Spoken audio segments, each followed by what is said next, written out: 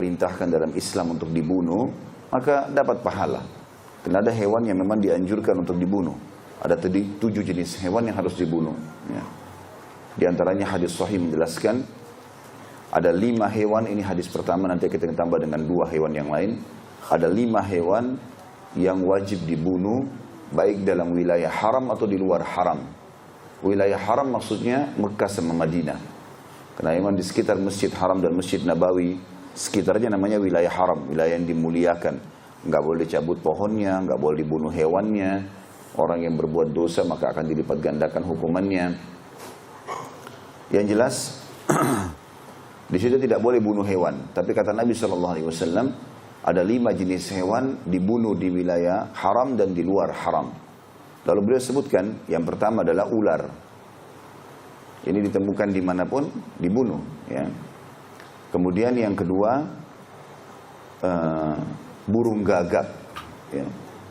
Dalam riwayat ini dikatakan burung gagak yang bagian dadanya berbulu putih. Yang ketiga, itu anjing buas. Yang keempat, rajawali. Ya. Burung rajawali. Dan yang kelima, tikus. Ya. Hewan ini 5, bukan cuma boleh membunuhnya, tapi dianjurkan dan diwajibkan membunuhnya. Dan dalam bab sholat, kata Nabi SAW, bunuhlah ular dan kalajengking walaupun kalian dalam keadaan sholat. Karena 2 hewan ini buruk. Ya.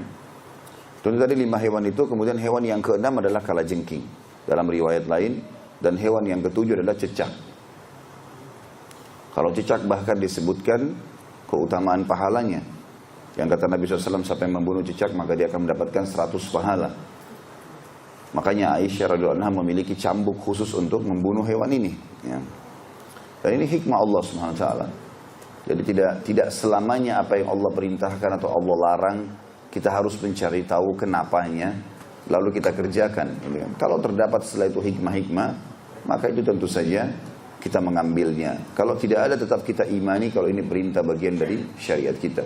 Sebagaimana kalau babi diharamkan, masalah nanti ditemukan, oh dia diharamkan karena ada cacing pita, ada ini, ada itu karenanya adalah sebuah tambahan. Karena tidak ditemukan itu pun tetap kita menganggap babi haram.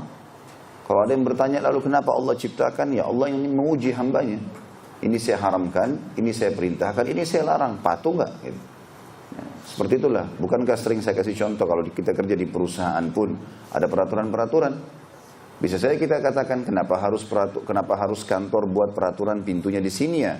Kenapa bukan di sana? Kenapa harus liftnya model ini atau merek ini? Kenapa bukan merek yang lain? Yaitu hak pemilik tentunya.